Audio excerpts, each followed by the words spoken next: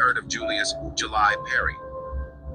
In 1920, his story became a haunting chapter in American history. In Ocoee, Florida, a single vote sparked the largest election-related massacre of the 20th century. When a black farmer, Mose Norman, was denied his vote, a vicious white mob of over 100 men hunted him down. Seeking refuge in Julius Perry's home, Perry defended himself, killing 2 white men. The mob, seeking revenge, captured and killed Perry, displaying his lifeless body as a macabre warning. The violence then turned on the entire black community, resulting in the Ocoee massacre, forcing families to flee their homes, businesses, and livelihood. This tragic event sheds light on the deep-seated racial tensions, voter suppression, and violence that marked the post-Reconstruction era. Today, a historical marker stands as a somber reminder of Julius Perry and the struggle for justice in the face of oppression. So many would say this type of thing wouldn't happen today. So why do we need to remember it? Why do we need to know about it?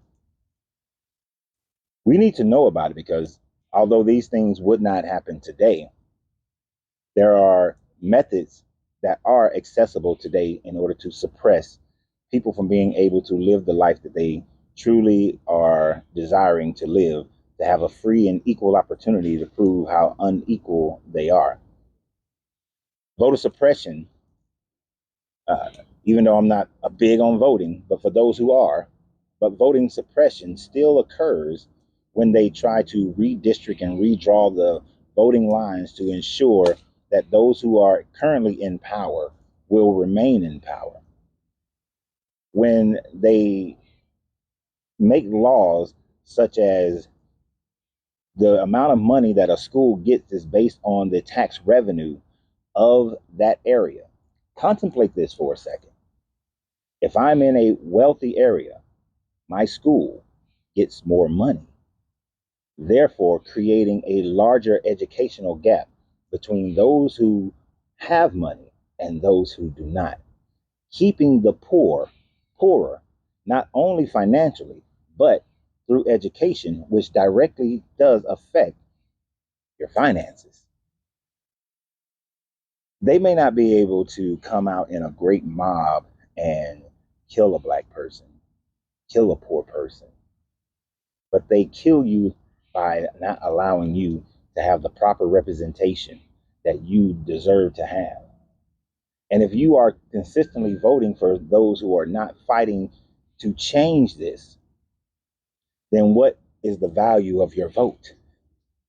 Truly, what's the value of your vote if you live in a lower income area, but the person representing you in that lower income area is not changing the federal law that says that your school gets less money because the property in your area has less value? What is the purpose of voting for someone if they are going into office and they're not fighting to remove redlining? Oh, sure, they claim that redlining is not available, that it's not something that banks can do nowadays. We have commissions that interview and check and make sure that they're not disproportionately turning down loans for those in lower income areas. But let's be real. We know that there's not enough people who are in the oversight committees to be able to stop this thing. And banks and the Sally Mays and Fannie Mays are consistently not providing home loans for those who live in impoverished areas, and consistently make sure that you stay in so much debt that you can't afford to buy a home in your community, which creates people fleeing from their community, leaving those behind to fend for themselves instead of growing and building in a community. Do you know how great America could be if it actually provided a process to which everyone in every community can buy the home to which they live in? This was FDR's grand plan in the New Deal, where everyone was supposed to be able to buy a home, except those who lived in the red line districts, which was your poor people and predominantly your people of color. This still goes on.